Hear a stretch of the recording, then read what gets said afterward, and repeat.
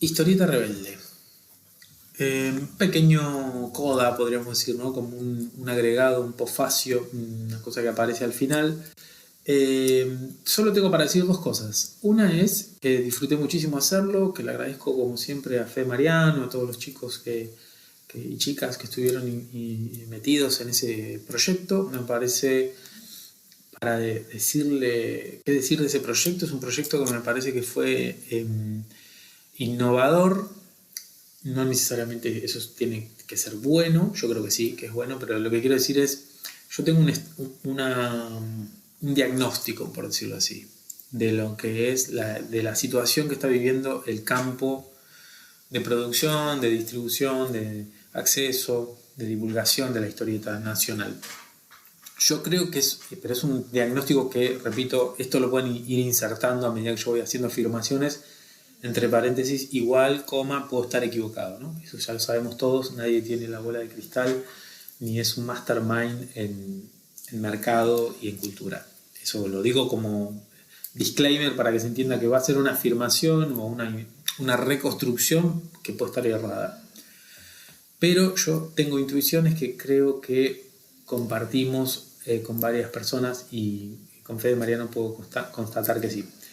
Yo creo que el campo de la divulgación y del acceso a la historieta nacional, y ahí yo puedo machear un poco con el Eternauta, está viviendo transformaciones importantes desde la pandemia para acá, un poquito antes también, desde el acceso a tecnología que nos permite grabar desde nuestras casas, subir, compartir, ¿no? Spotify, YouTube, Twitch, lo que ustedes quieran, se ha vuelto en muchas áreas de la vida, ha traído novedades. Me parece que en el campo de la divulgación de la historieta se vivió desde hace ya estamos hablando 5 o 6 años un cambio muy grande que permitió que gente que capaz no lo hacía, mi caso por ejemplo, elija charlar de estos temas y encuentre justamente una comunidad más o menos articulada con la cual dialogar en diferido, ¿no? Siempre escuchándonos. En ese sentido me parece que la historieta rebelde lee ese diagnóstico y dice, bueno, hagamos una especie de magazine, es decir, un Radio Van Gogh o no sé, lo que ustedes quieran. Tengo esas referencias muy de época, ¿no? Pero, es decir, no solo hagamos más o menos lo que todos estamos haciendo, que es básicamente hablar de obra, para hablar un poco más de otras cosas de las obras. Si siguen las temporadas de la historieta rebelde, se habló de muchos temas, no solamente de este último tema, que fue qué le falta a la historieta, y ese es el punto que quiero hablar. Me parece que después de varios años de hablar de un tema, pueden seguir apareciendo interrogantes que ya no revisen otra vez el tema. Creo que el diagnóstico inicial mío, cuando yo me senté adelante de un micrófono para grabar, fue: hace falta divulgar obras porque la gente, comillas, no sabe que existen estas obras.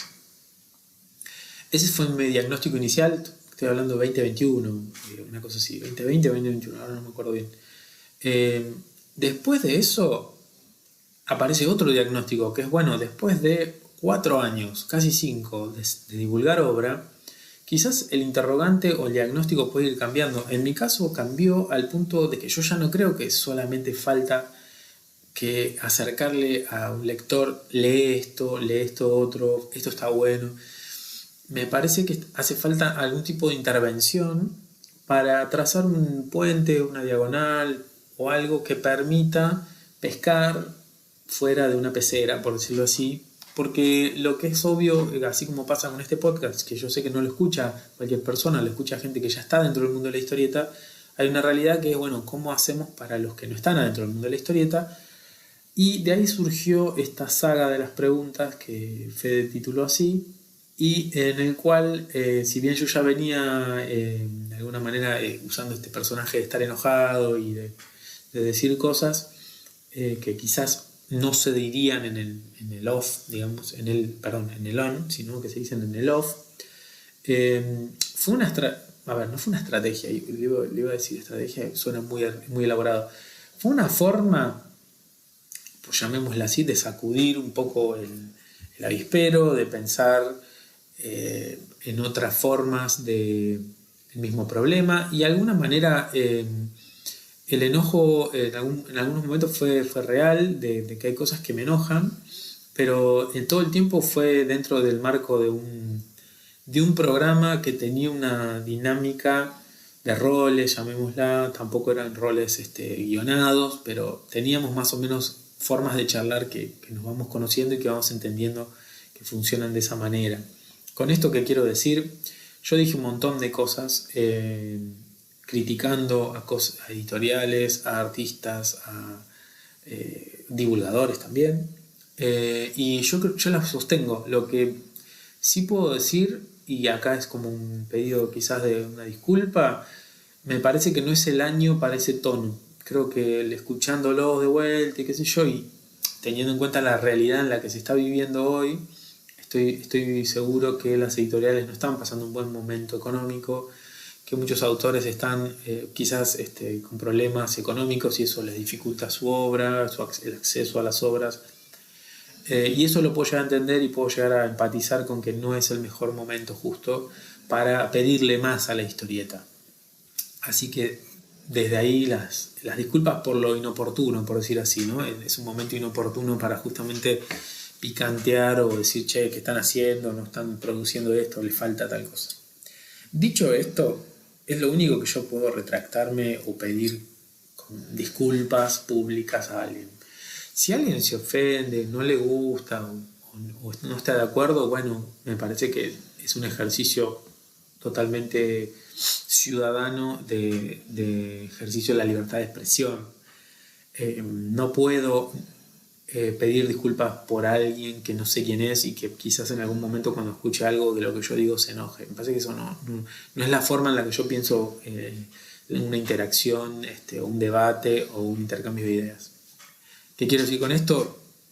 Fíjense que en ninguna de mis intervenciones yo individualicé en una persona, en alguien específico, porque justamente ahí estaría faltándole el respeto o esa persona tendría que tener un derecho a un descargo.